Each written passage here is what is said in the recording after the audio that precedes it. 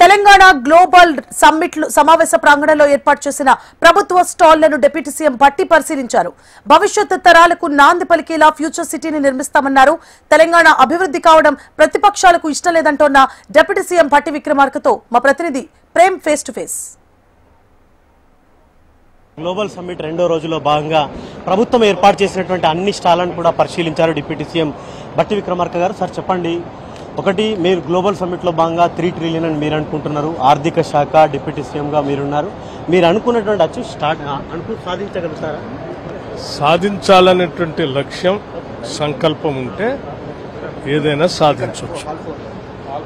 దానికోసమే ఈ రాష్ట్రంలో ముఖ్యమంత్రి రేవంత్ రెడ్డి గారు ఈ క్యాబినెట్ మొత్తం అందరూ కలిసి ఒక లక్ష్యాన్ని 2047 కల్లా తెలంగాణలో ఒక $3 ట్రిలియన్ ఎకానమీగా దీన్ని ముందుకు తీసుకొని పోవాలా. ఇది దేశంలో ఉన్న రాష్ట్రాలు కాదు, ప్రపంచంలో ఉన్నటువంటి బాగా అభివృద్ధి చెందిన దేశాలతో పోటీపడే స్థాయికి తెలంగాణ తీసుకొని పోవాలి అనేటువంటి ఆలోచనతోనే దీనికి పునాదులు, ప్రణాళికలు, ఆలోచనలు ఇవన్నీ చేసి సాయంత్రం ఆ విజన్ డాక్యుమెంట్ రిలీజ్ చేస్తాం. ఈ 2 రోజుల సమ్మిట్లో భాగంగా నిన్న ఒక 2 లక్షల కోట్లకు సంబంధించి ఈ రోజు మీరు అనుకున్నది ఈ 2 రోజులలో ఎంత మేరకు సాధించారని చెప్పి ఇన్వెస్ట్మెంట్స్ని అట్రాక్ట్ చేయటం అనేది ఈ 2 రోజుల సమ్మిట్, ఈ సమ్మిట్లో అట్రాక్ట్ చేయటం కోసం కాదు పెట్టింది ఈ సమ్మిట్ బేసిక్గా మా విజన్ డాక్యుమెంట్ రిలీజ్ చేయడం కోసం పెట్టిన సమ్మిట్. విజన్ డాక్యుమెంట్ రిలీజింగ్ సందర్భంగా అనేక దేశాల్లో ఉన్నటువంటి నిష్ణాతులైన పెద్ద పెద్ద కంపెనీలకి ఆహ్వానం పంపించి మా విజన్ ఈ రకంగా ఉండబోతుందని చెప్పడం కోసం వాళ్ళందరినీ ఆహ్వానించిన సందర్భంగా సరే ఈ విజన్ను ఇక్కడ ఉన్నటువంటి మా పాలన, ఆలోచన, ఈ విధానము, ప్రణాళికలు ఇవన్నీ చూసి చాలామంది ముందుకు వచ్చి ఇప్పుడే మేము ఎంఓఎల్ చేస్తామని కొన్ని లక్షల కోట్ల రూపాయల ఎంఓఎల్ కూడా చేస్తున్నాం. దేశంలో ఎక్కడ కాకుండా హైదరాబాద్లో ఎందుకు పెట్టారు సార్ పెట్టుబడి?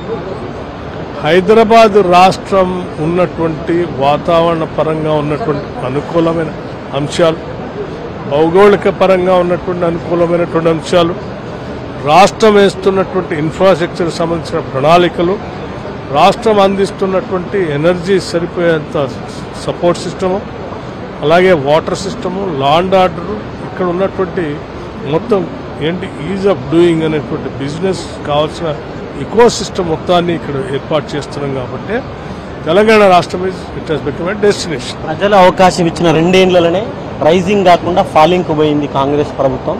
ఇక 2044 దాకా ఏం ఆలోచించారని వాళ్ళు చెప్పారు.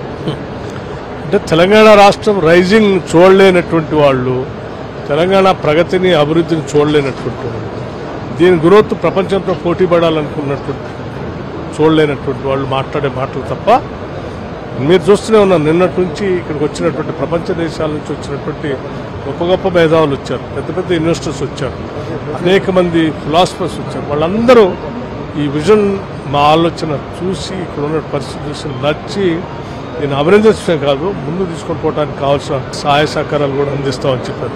నిజంగా తెలంగాణ గ్రోత్ ఆలోచన చేసి చేయాలనుకున్నటువంటి వాళ్ళంతా దీన్ని అభినందిస్తారు తప్ప నెగిటివ్గా ఎవరు మాట్లాడరు. Thank you. ఇది ఏదైతే గ్లోబల్ సమ్మిట్లో భాగంగా ఈ 2 రోజుల సమ్మిట్లోనే కాదు, భవిష్యత్ అంతా కూడా మొత్తం హైదరాబాద్, తెలంగాణకు సంబంధించినటువంటి వాతావరణ పరిస్థితులు అన్నీ కూడా అనుకూలంగా ఉంటాయి. ప్రతి ఒక్కరు పెట్టుబడి పెట్టాలనుకున్న ప్రతి కంపెనీ, దేశ విదేశాల నుంచి వచ్చే వారంతా కూడా రావచ్చని చెప్పి డిప్యూటీ సీఎం భట్టి విక్రమార్క చెప్తున్నారు. కెమెరామెన్ గజాతో ప్రేమ్.